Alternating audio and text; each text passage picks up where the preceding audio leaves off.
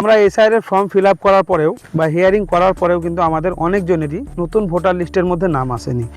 তো নতুন ভোটার লিস্টের মধ্যে কার কার নাম আসেনি, কী কারণে নামটা আসেনি, এটা যদি আপনি চান আপনার ফোনের মাধ্যম দিয়ে খুব সহজেই বের করে নিতে পারবেন। তো কথা হচ্ছে আপনার বুথের মধ্যে বা আপনাদের গ্রামের মধ্যে বা আপনার বিধানসভার মধ্যে কতজনের নাম নতুন ভোটার লিস্ট থেকে বাদ পড়েছে, কী কারণে বাদ পড়েছে, আপনি 1 মিনিটেই কিন্তু এটাকে বার করে নিতে পারবেন। তো এখন কথা হচ্ছে এই কাজটা আপনি করবেন কিভাবে। তো ওটা জানতে গেলে জাস্ট ভিডিওটা শুরু থেকে শেষ পর্যন্ত দেখুন। আর এইরকম আরও ইনফরমেটিভ ভিডিও পেতে আমাদের ফেসবুক পেজ বা ইউটিউব চ্যানেলটিকে ফলো বা সাবস্ক্রাইব করে রাখুন। তো চলুন আজকের ভিডিওটিকে আমরা স্টার্ট করি। তো এই কাজটা করার জন্য ফ্রেন্ড আপনার ফোন থেকে কোনো একটা ব্রাউজার সিলেক্ট করবেন। আমি জাস্ট এখানে ক্রোম ব্রাউজারটিকে ওপেন করছি। দেন এখানে একটা সার্চ বার পাবেন। এই সার্চ বারে আপনাকে একটা লিঙ্ক পেস্ট করতে হবে। তো এই লিঙ্কটা আপনি কোথায় পাবেন ওটা বলছি ভিডিও লাস্টে। তো এই লিঙ্কটা এখানে পেস্ট করে দেওয়ার পর এখানে আপনি সার্চ দিয়ে দেবেন।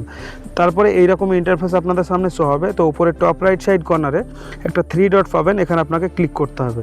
তো এটাকে সর্বপ্রথম আপনাকে ডেস্কটপ সাইড করতে হবে, যার জন্য এই ডেস্কটপ সাইডের এখানে বক্স আপনাকে চেক লাগিয়ে দিতে হবে। তো তারপরে এইরকম ইন্টারফেস আপনাদের সামনে শো হবে। তো এবার একটু আমি জুম করে দেখাই, তাহলে ব্যাপারটা বুঝতে পারবেন। তো সর্বপ্রথম দেখুন এখানে পাচ্ছেন ডিস্ট্রিক্ট, মানে আপনার যে জেলাটা সেই জেলাটা আপনাকে সিলেক্ট করতে হবে। তো আমার জেলা হচ্ছে বীরভূম, এখানে আমি বীরভূম সিলেক্ট করে দিলাম। তারপরে এখানে পাচ্ছেন অ্যাসেম্বলি মানে বিধানসভা, আপনার কোন বিধানসভা সেটা আপনাকে সিলেক্ট করতে হবে। তো আমাদের হচ্ছে 293 নলহাটি, তো এখানে আমরা 293 নলহাটি সিলেক্ট করব। আপনাদের যেই বিধানসভার হবে সেটা কিন্তু এখানে আপনি সিলেক্ট করে নেবেন। তো বিধানসভা সিলেক্ট করার পর চলে আসবে পোলিং স্টেশন নেম, ঠিক আছে। আপনার ভোট গ্রহণ কেন্দ্রের যে নামটা সেই নামটা কিন্তু এখানে আপনাকে দেখে নিতে হবে, বা পার্ট নম্বর জানলেও কিন্তু হবে। তো আমাদের পার্ট নম্বর হচ্ছে 32। তো এখানে আমরা দেখে নেব 32 কোথায় আছে। তো এই যে আমাদের এটা হচ্ছে 32 নম্বর পার্ট, আমাদের যে ভোট গ্রহণ কেন্দ্র সেই নামটা কিন্তু এখানে আমাদের দেওয়া আছে। তো রাইট সাইডে একটু স্লাইড করবেন, এটাকে ডাউনলোড করার জন্য এখানে দেখুন একটা ডাউনলোড আইকন পাবেন। এই ডাউনলোড আইকন আপনাকে ক্লিক করতে হবে। তো ডাউনলোড আইকনে ক্লিক করার পর এটাকে আপনি একটু জুম আউট করবেন, তার কারণ ওপরের দিকে একটা ক্যাপচা কোড শো হবে। এই ক্যাপচা কোডটা এই বক্সের মধ্যে আপনাকে ফিল আপ করতে হবে। তো ক্যাপচা কোডটা দেখে দেখে আপনারা ফিল আপ করবেন, কোনো রকম যাতে ভুল না হয়। তো এখানে আমি ক্যাপচা কোডটা দিয়ে দিচ্ছি, আপনাদের যে ক্যাপচা কোডটা আসবে সেটা এখানে দিয়ে দেবেন। তারপরে এখানে পাবেন সাবমিট আইকন, এখানে আপনি ক্লিক করে দেবেন। তো সাবমিট আইকনে যখনই ক্লিক করে দেবেন আপনাদের বুথের বা আপনাদের গ্রামের বা আপনাদের বিধানসভার মধ্যে কতজনের নাম বাদ পড়েছে সেটা কিন্তু আপনি খুব সহজেই দেখতে পাবেন এইরকমভাবে। তো দেখুন আমাদের গ্রামে মোটেই কিন্তু 29 জনের নাম বাদ পড়েছে। কী কারণে নাম বাদ পড়ে গেছে ওটা কিন্তু আপনি পেয়ে যাবেন ডান দিকে এরকমভাবে। তো আমি সিকিউরিটি রিজনের জন্য এটাকে একটু ঝাপসা করে রেখেছি, কারো পার্সোনাল ডেটা শেয়ার করাটা কারো কাছে ঠিক না। তো আপনাদেরকে কিছু কিছু জিনিস বলে দিই। প্রথমে পাবেন ক্রমিক নম্বর, তারপরে পাবেন ভোটার কার্ডের নম্বর, তারপরে যেই ব্যক্তির নামটা নতুন ভোটার লিস্টে আসেনি তার নাম, সম্পর্কের নাম, এরকমভাবে সব কিছু পাবেন। আর যেটা সবথেকে গুরুত্বপূর্ণ জিনিস আমি আপনাদেরকে জুম করে দেখাই, তাহলে বুঝতে পারবেন।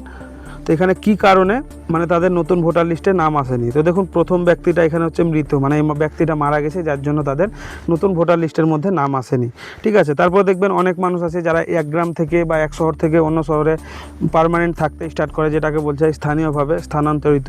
তো এখানে দেখুন আপনি দেখতেই পাচ্ছেন, কেউ যদি এক গ্রাম থেকে অন্য গ্রামে উঠে যায় সেখানকার বাসিন্দা হিসাবে থাকতে গেলে সেখানে তাকে স্থায়ীভাবে স্থানান্তরিত এটা করতে হয়, যার জন্য এখানে কিন্তু এরকমভাবে দেখিয়ে দিচ্ছে। আর যদি কারো কোনো ডকুমেন্টসে ভুল থাকে সেটাও কিন্তু এরকমভাবে লিখে দেবে, কোনো তথ্য সঠিকভাবে মিল পাওয়া যায়নি। তো আশা করছি এই ব্যাপারটা আপনারা বুঝতে পেরে গেছেন। এবার আপনাদেরকে বলতে হবে এই লিঙ্কটা আপনারা কোথায় পাবেন। তো দেখুন যারা ফেসবুক থেকে ভিডিও দেখছেন বা ইউটিউব থেকে ভিডিও দেখছেন, সরাসরি কমেন্ট বক্সে কমেন্ট করা থাকবে, ফার্স্ট কমেন্টের লিঙ্কটা আপনারা পেয়ে যাবেন। ওখান থেকে কপি করে নিয়ে যে প্রসেসটা আমি দেখালাম সেই প্রসেসটিকে ফলো করবেন। এই কাজটাও আপনারা কিন্তু খুব সহজে করে নিতে পারবেন। এবার আপনাদেরকে বলি, আপনারা যে এসআইআর এর ফর্মটা ফিল আপ করেছেন বা আপনারা হিয়ারিং করে এসেছেন সেটা আপনাদের সঠিকভাবে হয়েছে কিনা ওটা যদি চান আপনি 1 মিনিটে কিন্তু দেখে নিতে পারবেন। তো ওটা জানার জন্য আই বটমে দেখুন একটা ভিডিও লিঙ্ক পাচ্ছেন, ওই লিঙ্কে ক্লিক করলেই খুব সহজে আপনি বুঝতে পেরে যাবেন আপনাদের এসআইআর এর যে বিষয়টা ঠিকঠাকভাবে করা হয়েছে কিনা। তো আশা করছি এই ব্যাপারটা আপনাদের কাছে ক্লিয়ার হয়ে গেছে। তবুও যদি কারো কোনো কিছু জানার থেকে থাকে নিচে কমেন্ট বক্সে কমেন্ট করে জানাতে ভুলবেন না, আমি ডেফিনেটলি তার উত্তর কিন্তু দিয়ে দেবো। আর এইরকম আরও ইনফরমেটিভ ভিডিও পেতে please subscribe and follow Binchina YT.